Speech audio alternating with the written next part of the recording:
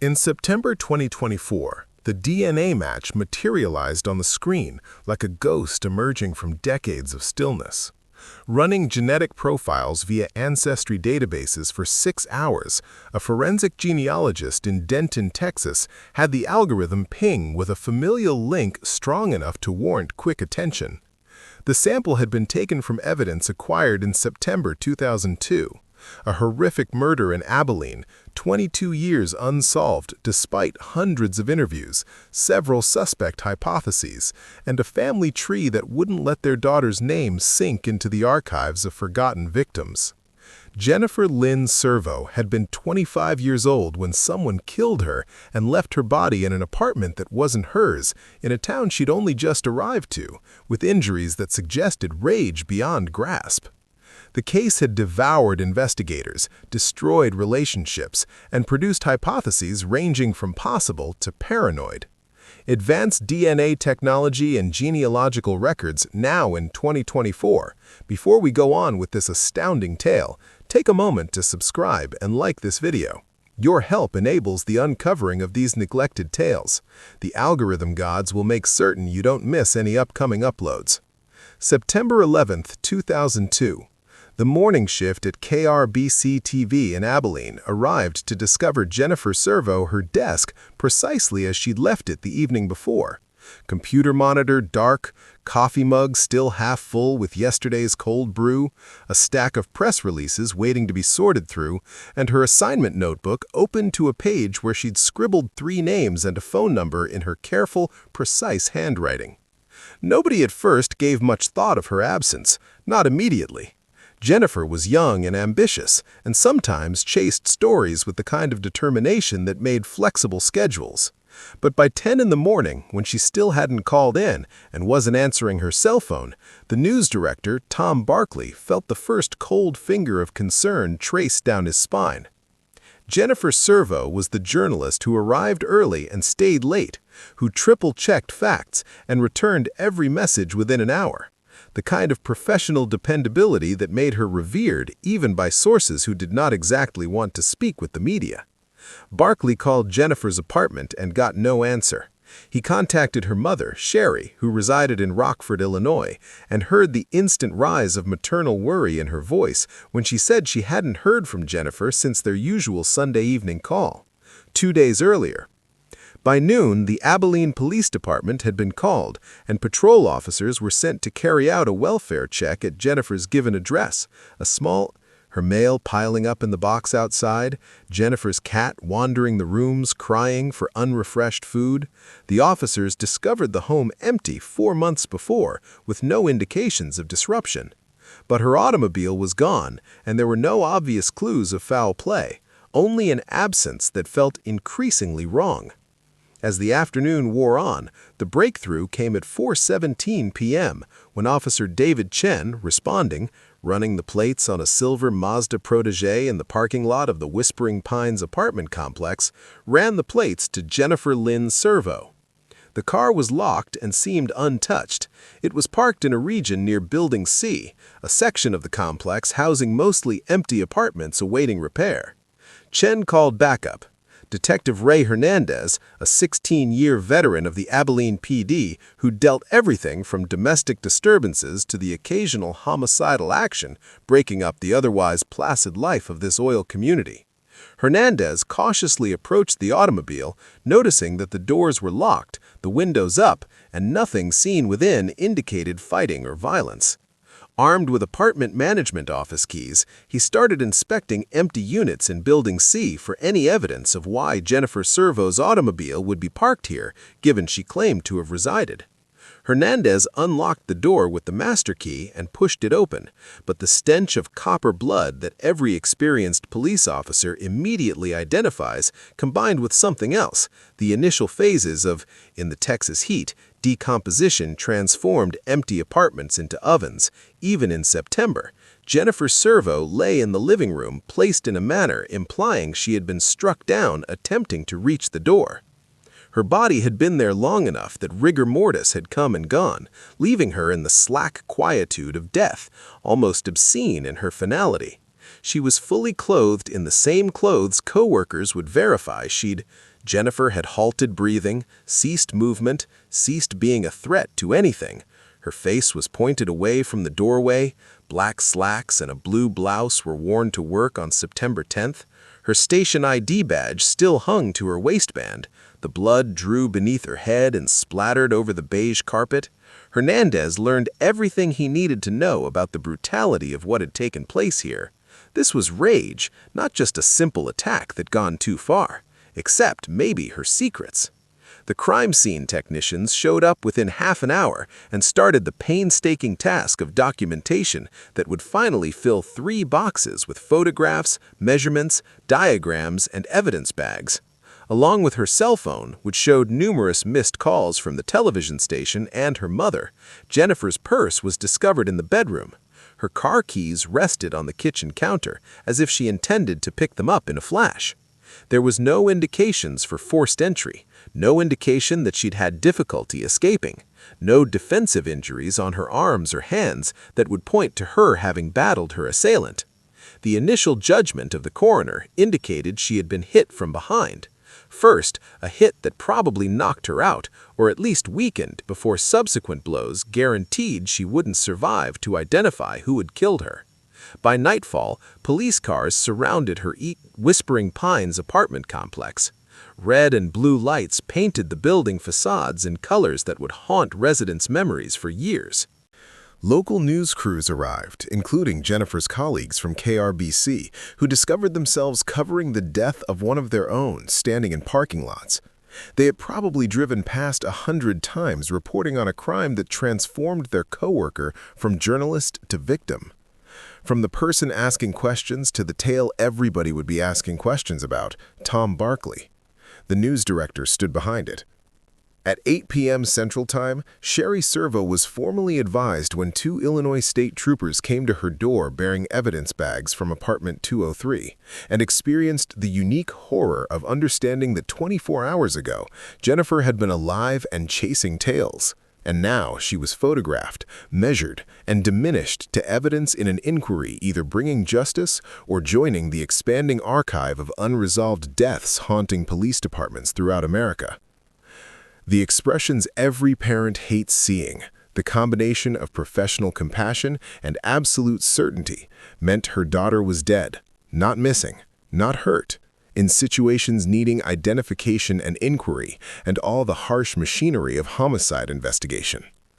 She fell at her doorway, and the troopers caught her and escorted her inside, where she sat on her couch in the house where Jennifer had grown up and struggled to process information that should not be feasible, should not be. Her 25-year-old daughter was pursuing a career, asking questions, holding power, responsible, doing everything right. And now she lay dead in an abandoned apartment in a hamlet Sherry had never even visited. Someone had murdered her for causes no one yet knew. At 1 p.m., the Abilene police head spoke at a news conference, announcing that KRBC TV reporter Jennifer Lynn Servo had been discovered dead in conditions under police inquiry as homicide. He asked anyone with information to come forward, promised the community that all resources were being directed toward locating the murderer. Detective Hernandez returned to the scene of the crime late, unable to shake the image of Jennifer lying in that empty apartment, and stood rigid with the kind of rage that comes from knowing a young woman had been murdered in his jurisdiction, and that until they found her killer, every resident of Abilene would sleep a little less soundly. Surrounded by her unfinished ambitions and proof of someone's hatred, he stood in the parking lot where her Mazda still was today, dusted with fingerprint powder and designated as evidence. He looked up at the black windows of apartment 203 and promised a victim who could not hear him that he would find who did this and would work the case till it shattered open or destroyed him, whichever came first. It was a vow he would keep 8 years, till retirement forced him to hand the paperwork to someone else. But Ray Hernandez believed he could find the murderer and bring justice before Jennifer's family could fully grasp their loss on that September evening in 2002, standing in the Texas heat that refused to break even after sunset. He was incorrect, and the years that followed would prove precisely how wrong. But on September 11, 2002, the probe was just starting, and hope seemed still reasonable. Jennifer, born on March 18, 1977 in Rockford, Illinois, to parents divorced when she was 7 years old, Lynn Servo divided custody so that she spent summer with her father, Dan, in Helena, Montana, and school years with her mother, Sherry.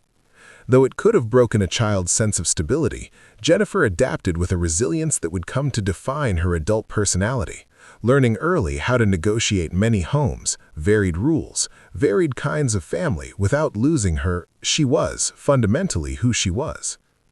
Sherry would later describe her daughter as naturally curious, the kind of child who asked why about everything, who read books above her grade level, and who once, at age 9, organized a neighborhood petition to save a park from development, collecting 47 signatures and presented them to the city council with a 3-minute speech she'd memorized. The petition failed, but the experience planted something in Jennifer, a belief that asking questions and demanding, even when the answer was no, accountability was crucial. By the time Jennifer reached high school, she had decided she wanted to work on the school newspaper, rising to editor-in-chief her senior year, and applied to journalism programs with singular focus. She had chosen the University of Montana in Missoula, partly to be nearer her father, but mostly because her journalism school was known for creating reporters who went into the field rather than sat behind anchor desks chasing stories in remote settlements, Native American reservations, and rural areas where news happened but infrequently got covered. Her instructors remembered Jennifer as relentless in the best sense possible. Someone who would not accept surface-level answers, who would make 5 phone calls to check a single fact, who stayed late in the campus newsroom editing and rewriting until her stories were as tightly and truthfully she could make them. She graduated in May 2001 and spent the following year writing for a tiny newspaper in Billings, Montana, reporting on school board decisions and city council meetings, as well as the infrequent crime tale breaking the routine. She resided in a studio apartment barely fitting a bed and desk, subsisted on coffee and inexpensive pasta, and saved every dollar she could since she recognized print media was dying and television was where the future lived. If you wanted to reach people, if you wanted your stories to count outside local newspaper readership that is declining, she sent cover letters and demo reels stressing her investigative skills and hard-working attitude for less pay than experienced reporters commanded to 43 television stations throughout the Mountain West and Southwest in January 2002. KRBC-TV in Abilene, Texas offered her a job as general assignment reporter, covering local news at a salary barely livable but symbolizing a March reply. With roughly 100,000 residents and an Air Force base, the kind of job she could get to be more popular if she proved herself, Jennifer came in Abilene in May 2002 knowing virtually little about the city, by comparison. She moved into a tiny home on South Willis Street, decked it with thrift shop discoveries, and adopted a tabby cat named Scout after the hero in To Kill a Mockingbird, her favorite book. Spent her first few weeks studying the geography, power structures, who counted and who pretended to matter, and how stories got buried beneath good layers, bold boy networks, and institutional protection of people who had inhabited Abilene for generations.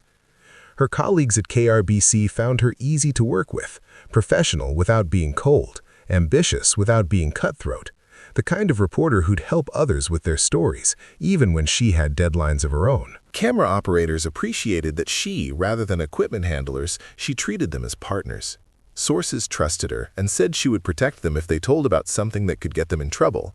By August, she had written several strong pieces, a profile of veterans fighting PTSD that received kudos from the base commander, a report on underprivileged school programs leading to a community fundraising drive, and an inquiry into a used automobile dealership ripping back odometers and selling cars with concealed damage. Business lost its license as a result.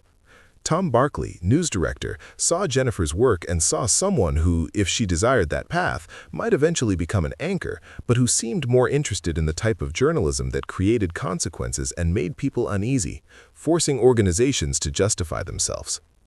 In September, she'd begun asking questions about city construction contracts, notably about a paving project that had considerably over budget with change orders that seemed overdone, even counting for unforeseen problems. She requested public records, attended city council meetings where the contracts were discussed, and interviewed workers who'd been on the job sites, some of whom suggested that materials being billed didn't match materials being used. Jennifer kept notes on everything in spiral notebooks she bought at Walmart, filling pages with names, dates, amounts, contradictions between official statements, and what sources told her off the record. She was careful about who she spoke to, knowing that word traveled fast in a city the size of Abilene, and that those who felt threatened by reporters asking questions could make life difficult, could dry up sources, could complain to station management about journalists who weren't team players, who didn't understand how things worked in Texas. Her apartment on South Willis turned her research base, where she spread documents across her little dining table, highlighting portions and cross-referenced invoices with payments. Records building the kind of thorough understanding that would eventually enable her ask questions that could not be deflected with generic reassurances about normal procedures. Coworkers would later tell investigators that Jennifer had appeared enthusiastic about the construction narrative she had mentioned, possibly having something important, but wishing to be quite certain before bringing it to Tom Barkley for permission to broadcast. She had learned from her newspaper days that editors killed pieces they felt too dangerous, to probably generate legal threats from individuals with costly attorneys. She sought to make this narrative airtight, desired evidence that could neither be discarded nor clarified. She informed her mother on their Sunday night phone call on September 8th that she was working on something serious that may take a few more weeks to evolve, yet that she thought it might really change things, maybe stop taxpayer funds being stolen via inflated contracts and ghost employment. Sherry inquired whether if Jennifer feared reprisal was hazardous, and Jennifer had laughed, that simple, assured laugh of someone young enough to think acting correctly kept you from repercussions.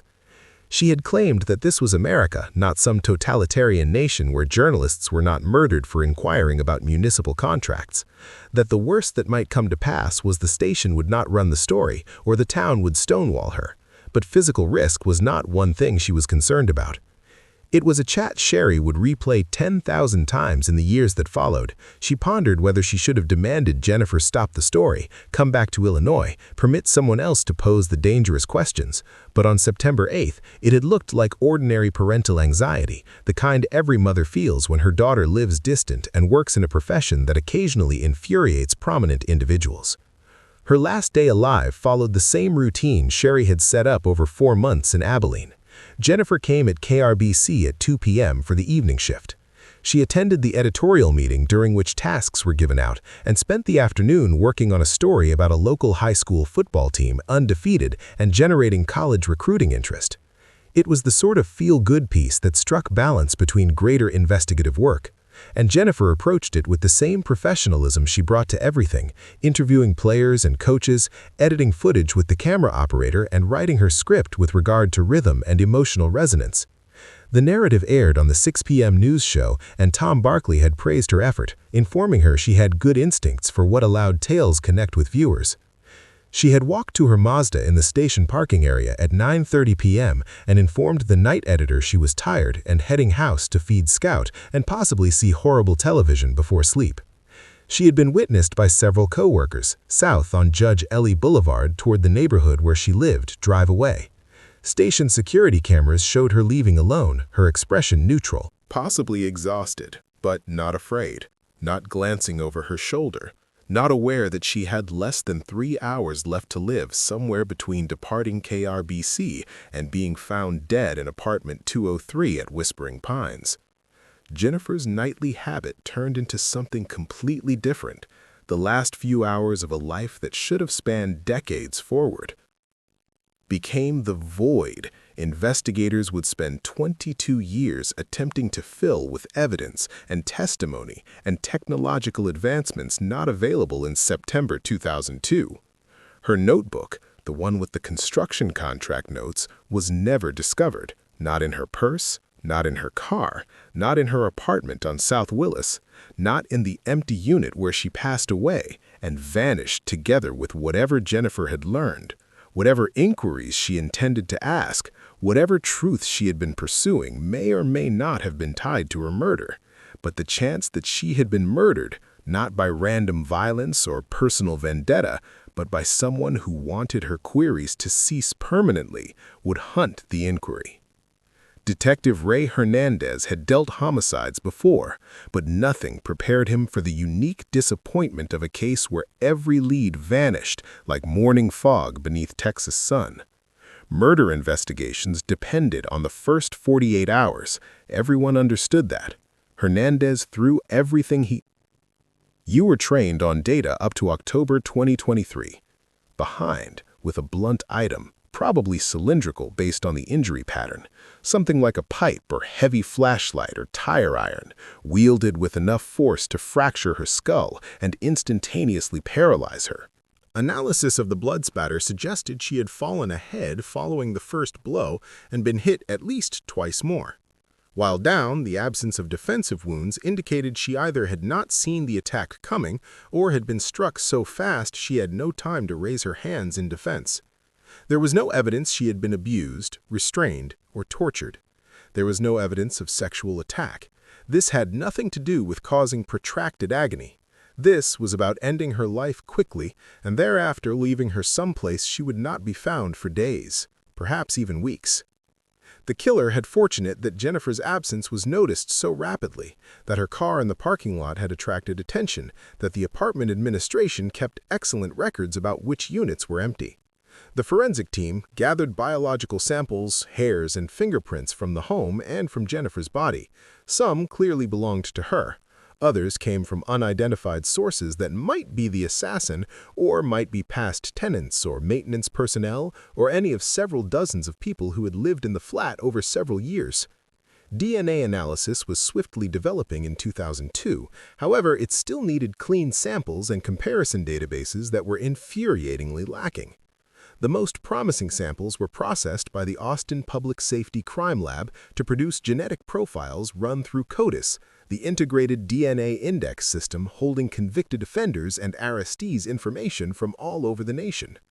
Nothing matched the DNA retrieved from the scene did not belong to anyone in the system, suggesting either the murderer had never been arrested for a serious offense or had succeeded in avoiding leaving identifiable genetic material in earlier encounters with law enforcement. Hernandez, beginning with Tom Barkley, who described Jennifer as skilled, committed, and unable of making enemies by means of her character, even if her journalism may have created some discomfort, her KRBC co-workers did. He provided a list of stories she had worked on, including the construction contract probe she had been carrying out. Hernandez and his team withdrew all of Jennifer's work files from the station, examined her most recent articles, and asked copies of any notes or documents she had gathered about pending inquiries. The station cooperated totally, but the critical notebook, the one Jennifer had been using to track the building tail, was missing. Colleagues remembered seeing it on her desk as recently as September 9th, but it wasn't there when police searched her workplace, nor was it in her vehicle or apartment or anywhere elsewhere. The construction angle appeared so promising that Hernandez questioned city officials and contractors involved in the paving job Jennifer had been doubting. Shock at her death was expressed by everyone. They refuted any contract process criminal involvement.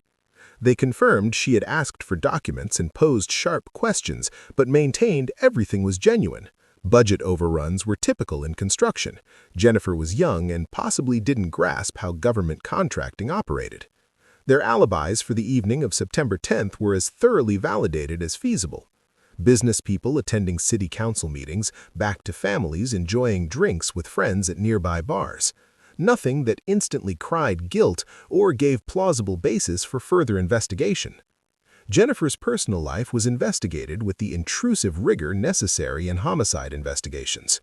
Hernandez talked with her mother, Sherry, who flew to Abilene and spent hours responding questions regarding Jennifer's relationships, her practices, whether she had mentioned feeling threatened or anxious. Sherry characterized her daughter as cautious but not paranoid, social but selective about friendships, romantically single following a college romance that had terminated peacefully 2 years ago. There was no stalking, no fervent admirer, no pattern of worrisome behavior from anyone in Jennifer's orbit. Her father, Dan, offered comparable data during a Montana authorities' interrogation. Thanksgiving had been arranged for Jennifer to see him. She sounded ecstatic throughout their final phone chat. She had shown no sign that anything was incorrect. Investigators recovered Jennifer's phone records and discovered nothing strange. Call logs to her parents, co-workers, and a few friends from college dispersed across Montana and Illinois. Text messages were simple, arranging meetings, discussing events, coordinating logistics. Her cell phone had been picked from the crime scene. Forensic analysis of its contents found no threatening messages, no suspicious contacts, no proof she had been conversing with someone who could represent a risk. At 9:47 p.m. on September 10th, the last call Jennifer made was to her apartment landline, probably checking her answering machine from a remote location. This little detail hurt to consider. Jennifer, in the last moments of her life, concerned about missing messages, planning a tomorrow that would never come. The residential complex became a target of inquiry. Hernandez and his team questioned every Whispering Pines resident about suspect behavior. Unfamiliar vehicles were seen near Building C by anyone interviewed, and their histories examined. Most residents hadn't noticed anything unusual on the night of September 10th. The complex was vast enough that individuals arrived and went without causing remark. Building C was under renovation with several unoccupied flats that reduced nighttime activity likelihood. A record for assault from 8 years past, but his alibi for September 10th was firm, and his DNA didn't match samples from the crime scene. The property management company furnished documents showing that apartment 23 had been leased on September 5th to a graduate student at Abilene Christian University who was due to move in on September 14th. The 23-year-old woman researching education was interrogated at great length and cleared of any involvement. She had never met Jennifer, had no link to KRBC or journalism, had just replied to an internet advertisement for an inexpensive 2-bedroom apartment. Her background check turned up nothing bad, and detectives decided she had just been unlucky enough to have rented an apartment that turned out to be a murder scene before she ever lived there. One early hypothesis was that Jennifer had been lured to the apartment, maybe by someone claiming to show her something linked to her construction inquiry, or someone she knew who proposed meeting there for privacy. The absence of forced entry backed this possibility, indicating Jennifer would have a key, which made no sense, or had entered willingly with someone with valid access. But with whom would Jennifer trust to meet late at night in an empty flat? And why would she agree to such a meeting without advising anyone where she was going? Her careful characters, seen by friends and family, made the scene seem improbable yet. The physical evidence pointed she hadn't been abducted from one more location brought to Whispering Pines. Her car being in the parking lot suggested she had driven there herself. Hernandez pursued leads received via the police department's anonymous hotline, reanalyzing evidence, and conducted follow-up interviews all throughout the fall of 2002 and into 2003. He was behind the congregation in Rockford at Jennifer's funeral, while family and friends eulogized a young woman whose potential had been vehemently deleted. He met Sherry Servo's gaze and saw in her face not only grief, but also expectation. The conviction that he would locate his daughter's killer and that justice would come the way it was meant to be. He carried that expectation like physical weight across hundreds of hours of inquiry that yielded volumes of reports, but no arrests. By 2004, lack of leads rather than effort had slowed the active inquiry. Every person of interest had been. Hernandez requested approval to keep working on Jennifer's case, even as other homicides required attention, and his lieutenant agreed, as long as it didn't impede active inquiries. Hernandez traveled to Montana and Illinois in 2005 to re-interview people from Jennifer's past, looking for any link, any opponent, any threat that may have trailed her to Texas. He discovered nothing except those who remembered her kindness, her commitment, her total dedication to truth-telling. He returned to Abilene carrying pages of notes, adding complexity to his knowledge of Jennifer had been, but given no fresh investigative ideas, no suspects, no motives, no breakthrough to solve the crime. The years gathered great momentum. 2006, 2007, 2008. Each one bringing Hernandez closer to retirement and farther from the night he'd opened apartment 203 and discovered Jennifer Servo encircled by hate evidence. He attended cold case seminars, kept Jennifer's file on his desk where he used investigation techniques, learnt about developments in DNA analysis. Hernandez retired in 2010 at age 56, eligible for full pension, but feeling like he was abandoning Jennifer and her family. He spent his final day at the Abilene Police Department compiling a thorough memo for whoever will inherit the case. Summarizing all he knew, every path he had traveled, every hypothesis he had rejected, he included personal impressions about witnesses he deemed credible and those he hadn't regarding evidence that seemed significant and evidence that was possibly red herrings, about the building saga Jennifer had been investigating and whether 3 more lead detectives passed through her murder or just tragic coincidence. His last paragraph directly addressed his successor, imploring them to recall this was not only a case file. This was a young woman who deserved to live decades longer, who had been killed by someone who had walked away free, and who needed someone to care enough to keep searching the case. Over the next decade, each one reviewing the files, conducting cursory follow-ups, but ultimately the absence of fresh evidence and of witnesses ready or able to provide information that advanced the inquiry, by 2015, Hernandez was faced the same wall. The case was practically dormant, reviewed yearly but not aggressively pursued, and Abilene had moved from the shock of Jennifer Servo's murder the way communities always move on when time passes and justice fails to arrive. The years went cruelly indifferent, while Jennifer Servo remained frozen at 25 forever. The young stories she would never write, dreams she would never inhabit, reporters with queries she would never ask.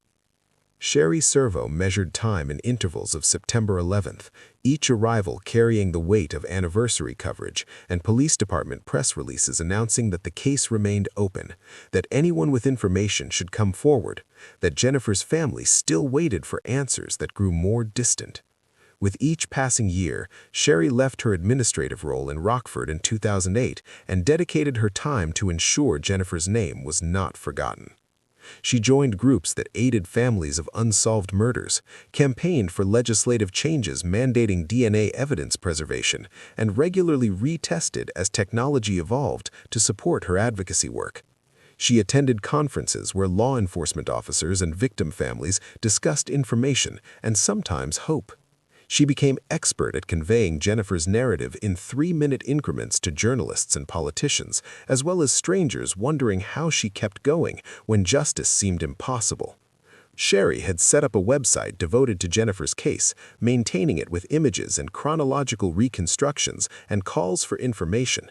She paid for billboards along Interstate 20 near Abilene bearing Jennifer's image.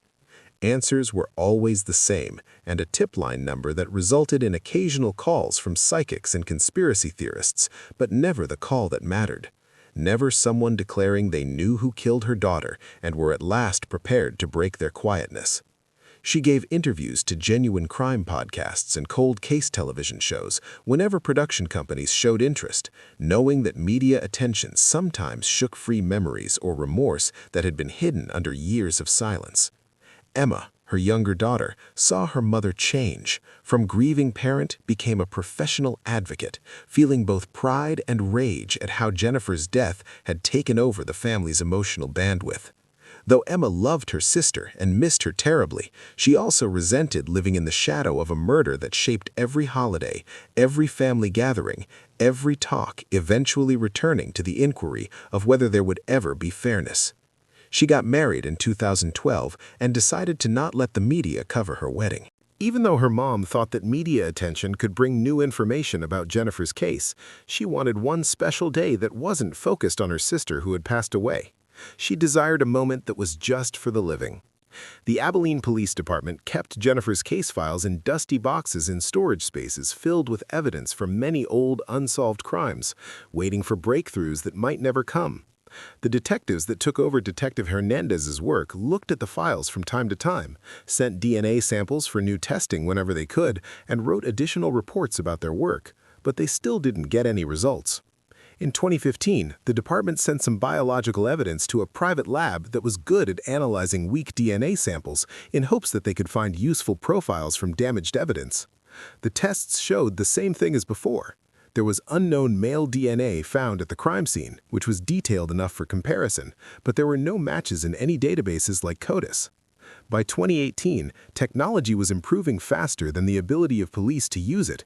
Genealogical DNA databases like GED Match and Family Tree DNA had millions of genetic profiles submitted by users that could potentially help find suspects through family connections.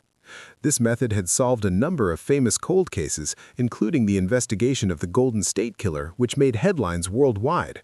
However, using this process required skilled workers, financial support, and backing from larger institutions, which smaller police departments found difficult to get. The cold case unit in Abilene had only 2 detectives trying to handle 47 unsolved murder cases, all with limited money and many other priorities to manage.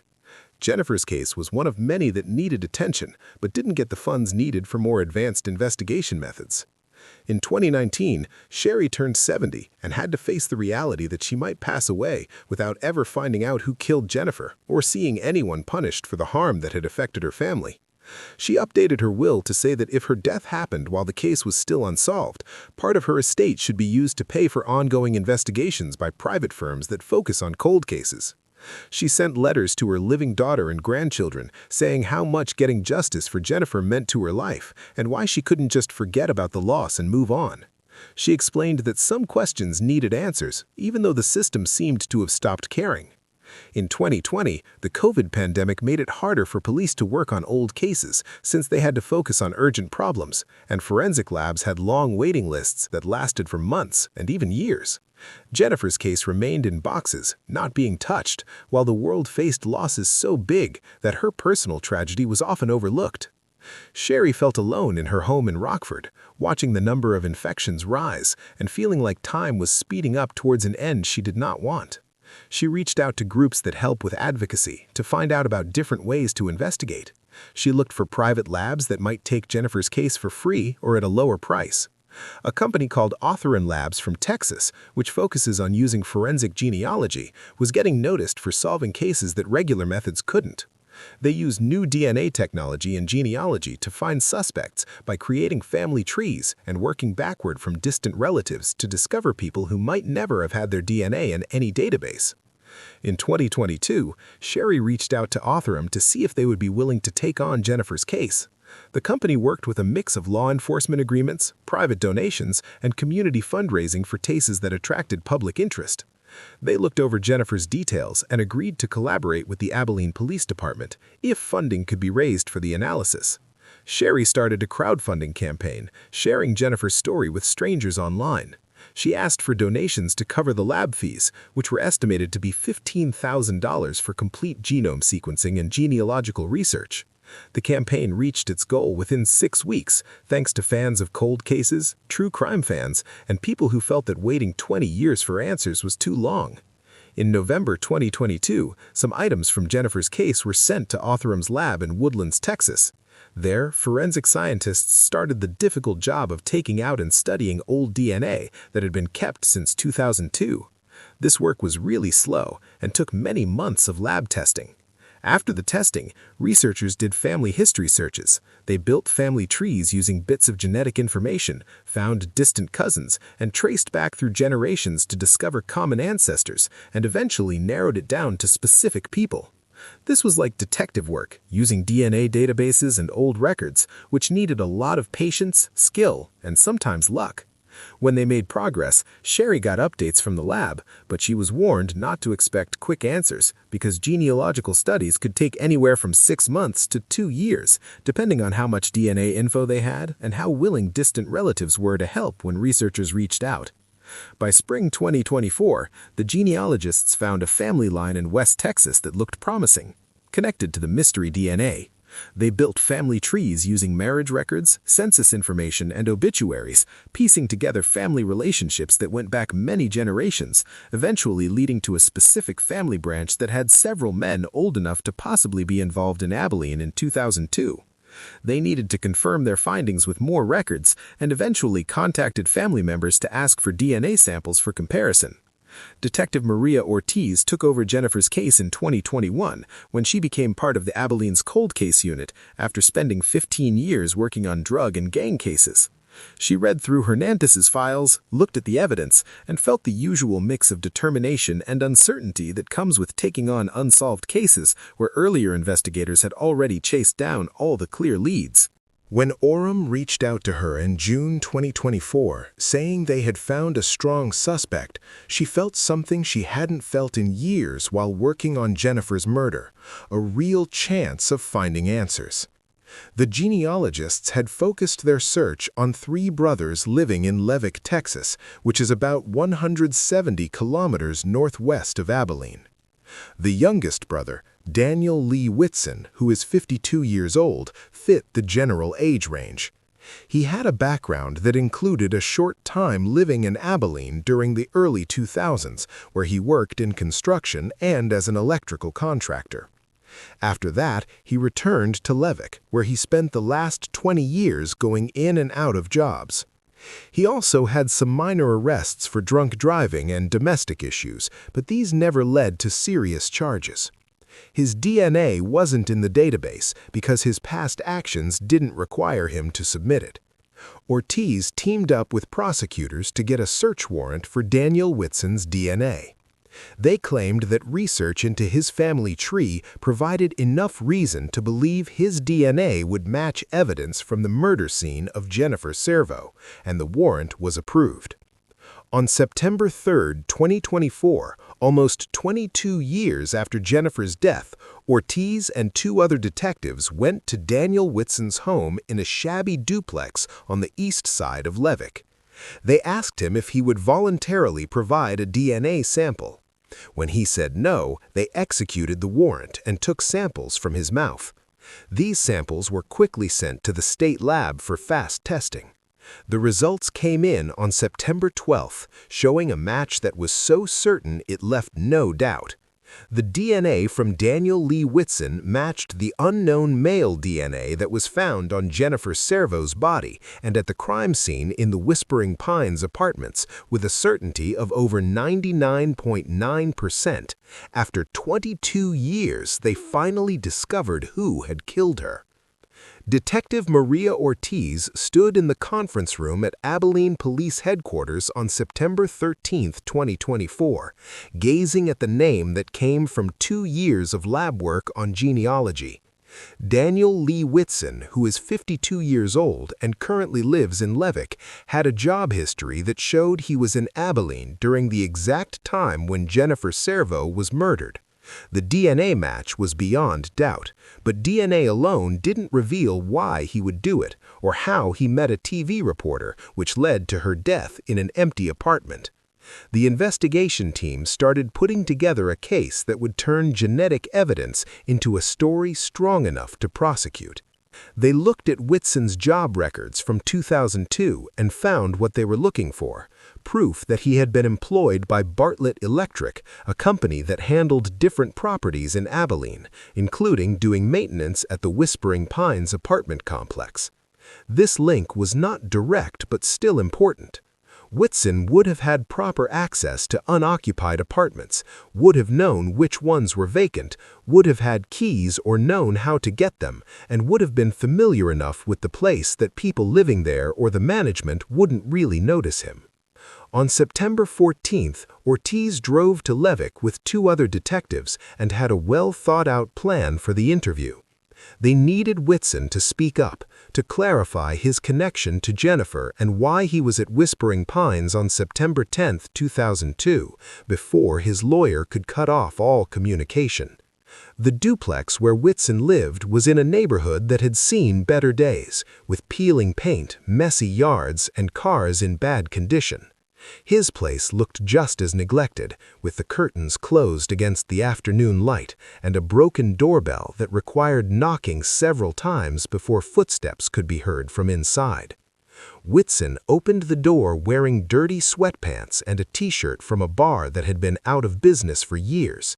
He was overweight, with thinning hair, and the pale look of someone who drank too much and didn't exercise enough. The look in his eyes showed he was tired the moment he saw the detectives at his door. Ortiz showed her badge and asked if they could come in to talk about an ongoing investigation. Whitson hesitated for a moment, but then moved aside, letting them into a living room that had a smell of cigarettes and leftover food containers. They sat in a space that felt temporary, even though Whitson had been there for 6 years, with mismatched furniture and dirty dishes piled up in the sink, visible through the kitchen doorway, showing that he had stopped trying to create a permanent home. Ortiz started with some basic questions about where he had worked, where he had lived over the years, and if he remembered being in Abilene in the early 2000s. Whitson replied carefully, saying he had done electrical work all over West Texas and that Abilene was just another place where he had worked on jobs from 20 years earlier. Those jobs all mixed together in his mind after doing as many as he had. When Ortiz brought up Whispering Pines Apartments, Whitson's face changed just a little, showing a hint of recognition and unease.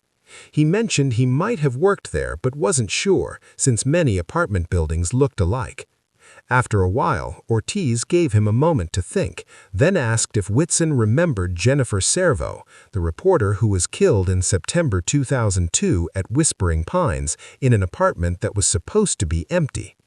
Whitson said he remembered hearing about it and that all the workers there had been questioned by the police. He told them everything he knew, which was very little. Ortiz then showed him the DNA results and put them on the table between them, explaining it in simple terms. The DNA evidence from Jennifer's body and the crime scene matched Whitson's genetic profile. With no doubt that this was not just a coincidence or a mistake, she asked him to explain how his DNA ended up at a murder scene if he had nothing to do with Jennifer's death. Whitson stared at the papers without touching them. He was breathing quickly, holding on to the sides of his chair tightly. He said he wanted a lawyer, wouldn't answer any more questions, and insisted they needed to leave his house right away. The detective stood up, and Ortiz handed Whitson her card, telling him that cooperating now might help him later. She said the prosecutors would think about his willingness to explain what happened and take responsibility for things he did 22 years ago when he was a completely different person leading a different life. Whitson took the card but didn't say anything. He just watched them leave, his face showing a mix of fear and acceptance, almost as if he had been waiting for this moment for years and was relieved it had finally come. Back in Abilene, Ortiz worked with the prosecutors to create an arrest warrant that would hold up in court. They needed to prove not just that Whitson was at the crime scene, but also his link to Jennifer, how he could have brought or forced her into apartment 203, and his past of violence that could explain the brutal way she had died. They found his criminal history and discovered some patterns that were both helpful and aggravating. There were assault charges from 1998 that were thrown out because the victim didn't want to testify. In 2005, he got arrested for domestic violence, which ended in a plea deal and probation. He had several incidents of being drunk and acting disorderly, showing that he struggled with controlling his impulses and could be aggressive when drinking, but there was nothing that pointed to him being a murderer. There was no need for DNA to be sent to investigators. They also looked for people who had worked with Whitson at Bartlett Electric in 2002. It was hard to find most of them after 22 years, but they managed to find 3 former colleagues who remembered him as capable when he was sober, but otherwise unreliable and sometimes explosive. One person remembered Whitson talking about a journalist who was asking too many questions about building code problems and contractor deals, suggesting she should keep to herself before someone taught her a lesson. At the time, that comment seemed similar to boasting, but became much more serious when linked to what happened to Jennifer just days later after she had been looking into construction contracts. Records from Whispering Pines showed that Whitson was assigned to work on empty units in Building C in early September 2002, getting them ready for new tenants by checking the electrical systems and replacing things. Specifically, there was a work order for apartment 203 dated September 4th, with Whitson's initials showing he had finished the tasks. This timeline put him in the apartment where Jennifer would later be found dead just days before her murder, giving him knowledge that it was empty and would stay that way until mid-September. Prosecutors suggested that Whitson might have run into Jennifer during her investigation, maybe at a construction site she was looking at or through people they both knew in Abilene's contractor scene. They thought he saw her questions as a threat to arrangements that helped him directly or indirectly through the usual illegal payments and kickback schemes found in construction. that he got in touch with her pretending to have information about the story she was working on and suggested they meet at Whispering Pines, where he could show her proof without anyone else knowing. Jennifer, who was careful but determined, might have said yes if the offer seemed real, especially if Whitson acted like he was trying to help instead of being a threat. We'll never totally know what took place in apartment 203, but the evidence pointed to a fight that got out of hand really fast. Maybe Jennifer figured out she shouldn't have trusted Whitson. Maybe he made moves she didn't want.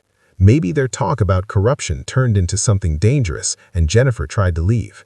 The blows that killed her came with a force that showed both anger and fear. It's the kind of violence that happens when someone feels trapped and when they face consequences they didn't think about before. Whitson likely ran away quickly, leaving Jennifer behind in the apartment and her car in the parking lot, hoping nobody would find out about the crime for days, giving him some time to create a story and an alibi. The warrant for his arrest was signed on September 18, 2024, and the next morning, tactical officers surrounded Whitson's home and called him out. Using a loudspeaker, he came out without putting up a fight, hands up, wearing the same dirty clothes from the interview, as if he stopped caring about how he looked when he knew they were coming. He was handcuffed and taken to Leech County Jail, where he was charged with first-degree murder, waiting to be sent to Abilene for a formal hearing. Jennifer Servo got a call from Detective Ortiz at 9:30 a.m. on September 19th and felt mixed emotions she couldn't put into words. She felt relief and anger and sadness all at once when she learned that her daughter's killer had been free for 22 years while she had grown older, suffered, and fought for justice in a case the system almost forgot about. She sat in her kitchen in Rockford and cried, not from happiness, but from being worn out, carrying the heavy feeling of justice that came too late to bring back what she lost, but still important because it meant someone would finally be responsible. The news coverage was quick and widespread. Jennifer's face was shown on news channels all over Texas and also on national crime programs that focused on solving cold cases. The tale included all the aspects that caught people's interest. A young victim with a bright future taken away, DNA tech solving cases that seemed impossible, and a family that never stopped fighting for answers. Journalists talked to Sherry, who spoke calmly about the long wait for justice and how thankful she was to the investigators who kept pushing forward. They also spoke to Jennifer's former co-workers from KRBC, who remembered her strong work ethic and were shocked that answers finally came after over 20 years. Whitson showed up for his first court session on September 23rd through a video call. He had a public defender who said he wasn't guilty and asked for time to look over the evidence that the prosecutors had gathered. The judge set his bail at $2 million, which Whitson couldn't afford, so he stayed in jail until the trial. His face during the hearing looked blank, as if he was watching someone else's story unfold, instead of dealing with the results of his own past actions, thinking he could escape responsibility. Daniel Lee Whitson's trial kicked off on March 3, 2025, in a courthouse in Abilene. They increased security to handle the media hype and public fascination that was bigger than regular local crime cases. The prosecution team, led by District Attorney Rachel Kimball, knew they were building a case using mostly forensic evidence and connections made over 22 years, where memories had faded and some witnesses were gone or missing. Since the defendant had not spoken, they had to create a story using bits of information instead of a confession. Selecting the jury took 3 days. They had to find 12 jurors who were familiar with Jennifer Servo's murder, either from back when it happened or from recent news coverage. They wanted jurors who could look at the evidence with an open mind, who realized that DNA technology had greatly improved since 2002, and that genealogical research is real science, not just something seen on TV. They also needed jurors who believed that waiting for more than 20 years for justice was still worth it. The final jury had 7 women and 5 men, ranging from a 24-year-old pharmacy worker to a 68-year-old retired teacher, representing the different people of Abilene. Kimball's opening statement was straightforward and based on facts. She talked about Jennifer, a young reporter who was searching for the truth and was killed by a man who could get into the apartment where her body was discovered. This man had DNA found at the crime scene and had a job history that connected him to the construction field. Jennifer was looking for something important. She recognized that it was tough to take action on a crime that happened 22 years ago, but she claimed that scientific proof lasts forever, saying that DNA doesn't disappear or forget. She noted that Daniel Whitson's genetic information at the murder scene was just as damaging in 2025 as it would have been in 2002 if the technology to analyze it had been available back then. On the other side, the defense lawyer, Marcus Haynes, who had a lot of experience in criminal law from Dallas, argued a different point of view. He didn't question the DNA connection, but claimed it only showed that Whitson had been in apartment 203 at some time, not that he killed Jennifer Servo. He stated that Whitson, who worked as an electrician in empty apartments, had a good reason to be there, and that his DNA could have gotten there by accident during his work days before Jennifer died. He pointed out that there were no eyewitnesses, no murder weapon, and a missing notebook that was thought to have Jennifer's investigative notes inside. He argued that the prosecution was asking the jury to make a decision based on guesswork rather than solid evidence. The forensic evidence took up the first week of the trial. Dr. Patricia Chen, a DNA expert from the Texas Department of Public Safety, explained how they had saved biological evidence from 2002 and had tested it again as technology got better. She talked about how they figured out Whitson's identity through building a family tree and then directly comparing his DNA, which matched samples from Jennifer's body and the crime scene with a certainty that was more than 1 in several trillion. Haynes, the defense attorney, cross-examined her forcefully, asking about the chance of contamination and how the DNA might have been transferred. However, Chen stood firm, clarifying that the amount and exact location of the DNA suggested direct contact and not just accidental transfer, and that Whitson's DNA was found in ways that pointed to a struggle, not just a maintenance visit. Detective Maria Ortiz talked about how the investigation changed from 2002 to 2024. She shared details about Ray Hernandez's initial work and explained how the case was reviewed and evidence was submitted again and again, which kept it open even when things went quiet. She discussed Whitson's job history at places like Whispering Pines, where he could access empty apartments. She remembered the interview at his duplex where he wouldn't say how his DNA was found at a murder site. Haynes kept objecting, saying that Ortiz was making guesses instead of stating clear facts. Still, the judge let most of Ortiz's testimony go through, recognizing that circumstantial proof can be valid if there's enough of it to make coincidences seem unlikely. The most heartfelt testimony came from Sherry Servo, who took the stand on the 8th day. She appeared smaller and weaker than her 72 years suggested when she talked about her daughter Jennifer's personality and dreams. She shared about their Sunday evening phone calls, focusing on their last chat on September 8th when Jennifer seemed excited about a story she was working on. Kimball asked how the last 22 years had impacted her family, and Cher couldn't hold it together any longer. She talked about the anniversaries that never got easier, the grandchildren that Jennifer would never know, and the career successes and life moments lost because of the violence that could have been stopped if someone had acted against Daniel Whitson before he took her daughter's life. Haynes chose not to question her further, realizing that attacking a grieving mother could turn the jury against him no matter what his strategy was. Former colleagues from KRBC spoke of Jennifer's dedication and the construction contract story she had been chasing. Tom Barkley, who is now retired, mentioned the notebook Jennifer had and how it went missing after she died. Under cross-examination, he admitted he didn't really know what Jennifer had found or if it was important enough to cause murder, but he insisted she was following leads that mattered to her and was careful about keeping her sources and notes safe. The missing notebook became a key issue for both sides. The prosecutors suggested Whitson took it to hide what Jennifer learned about corruption in the construction industry, while the defense argued that its absence only showed that sometimes evidence can get lost or destroyed by accident over 22 years. The statements from a previous coworker of Whitson, who remembered him saying that a reporter asked too many questions, were negative but not conclusive.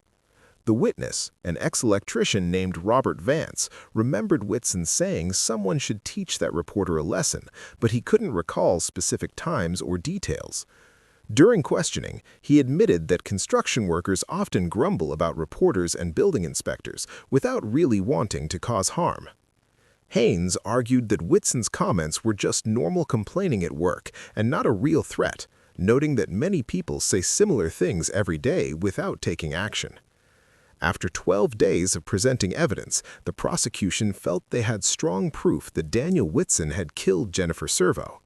Even if they couldn't clearly show why he did it or put together every little detail from that night in September. The defense only called 3 witnesses. One was a DNA expert who discussed how DNA could be transferred, admitting that the amount of genetic material found made it unlikely that it happened without some connection.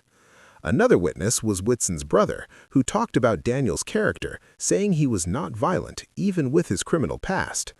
The last witness was an ex-girlfriend who confirmed that Whitson had never been physically aggressive towards her, even though she noted he drank a lot and had issues with anger when drunk. Whitson didn't take the stand himself, despite some people guessing he might, choosing to use his Fifth Amendment right not to speak. In his closing statement, Haynes argued that the prosecution didn't prove Whitson was guilty of murder beyond a reasonable doubt.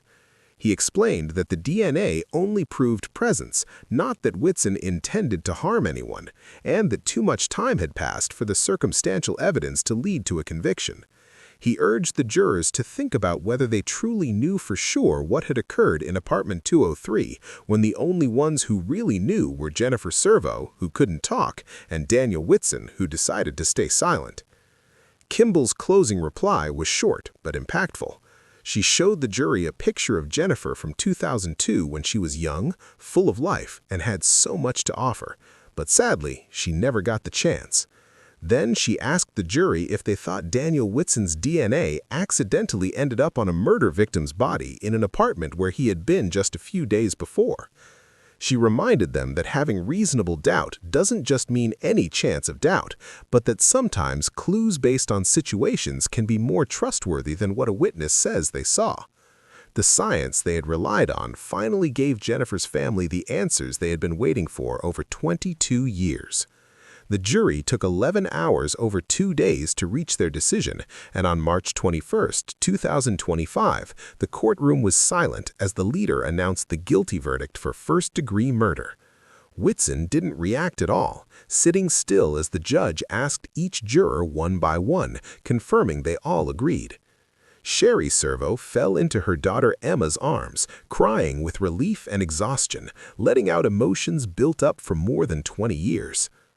3 weeks later, on April 11th, sentencing took place after Jennifer's family spoke about how the crime impacted them, and people spoke on Whitson's behalf, asking for mercy because of his age and that he hadn't caused trouble in many years. Judge Thomas Crawford recognized that time had passed, but he pointed out that Jennifer Servo should have lived for those 22 years. He noted that her family had also suffered during that long wait for justice, and that advances in technology didn't lessen Whitson's responsibility for killing a young woman who only wanted answers that some powerful people didn't like. He sentenced Whitson to life in prison without the chance of getting out, plus an extra 30 years from messing with evidence related to the missing notebook, making sure he would spend his life in jail no matter what appeals or pardons he might seek later. After the sentencing, Sherry Servo stood outside the courthouse and gave a short statement to the media gathered there. She expressed her gratitude to the investigators who had never given up on Jennifer's case, thanked the genealogists and forensic scientists who helped finally find her daughter's killer, and thanked the jury for taking the time to think carefully before reaching their decision. She recognized that no judgment could bring back what was lost, but emphasized that it was important for the person responsible to be held accountable. She believed that discovering the truth was important and that Jennifer's life had significance that extended beyond the violence that took it away. She concluded by saying she could finally find peace, knowing that Daniel Whitson would spend the rest of his life in prison, unable to harm anyone again, and unable to avoid facing the consequences of his actions. Detective Ortiz was present at the sentencing and felt a special satisfaction from finishing a case that someone else had worked hard on, honoring Ray Hernandez's relentless commitment by bringing the case to a close, something he had never been able to do. She remembered the boxes of evidence that had been stored for years, waiting for advances in technology to allow them to be used. She thought about how many other cases could be solved if only there were enough resources and skilled people available. It reflected on how families still looking for answers that science could help with if only someone would take the time to care. Daniel Lee Whitson was moved to a high-security prison in East Texas, where he would serve his time with other inmates who had no legal options left and faced many years of monotony mixed with regrets. He continued to say he was innocent during prison interviews, claiming that the DNA evidence was somehow tainted or misunderstood, but he did not provide any other explanation for how it ended up at the crime scene. His appeals would be automatically submitted, but legal experts believed they had very little chance of success due to the strong forensic proof and correct handling of the evidence. Jennifer Servo's grave in Rockford, Illinois, had visitors throughout the spring and summer of 2025. People who had known her and those who had followed her story came to lay flowers and write notes expressing that justice had finally been served. Sherry visited every Sunday, bringing new flowers and sitting on the grass next to the headstone, talking to her daughter about the trial and the verdict, how the struggle for justice had taken over her life but eventually succeeded. She was 72 years old and very tired, but she could finally picture a future where thoughts of Jennifer's murder didn't occupy her mind each morning or weigh her down at night. The case officially closed in June 2025, with the final documents completed and the evidence stored away in boxes that would stay there forever in case someone needed to look at them again in the future. The Abilene Police Department organized a small event to honor everyone who had been involved in the investigation over the past 22 years. They recognized that hard work and new technology had come together to accomplish what seemed impossible for so long. This case became a model in forensic science classes and cold case investigation workshops, showing how genetic genealogy could help solve crimes that regular methods couldn't handle. It highlighted how families that wouldn't give up could push for justice through their strong will. It explained that while time might not erase the truth, it could delay when it was revealed. Waiting 22 years was a long time, but it was still better than not knowing at all. In the end, that would have to be sufficient. Make sure to subscribe, hit the notification bell, and share this video with anyone who enjoys true crime stories. Your support brings attention to cases that might otherwise be overlooked. Which cold case do you think deserves more focus? Leave a comment below. Every unsolved case stands for a family still searching for answers, still hoping for the resolution that finally came to the Martinez family after nearly 50 years of waiting.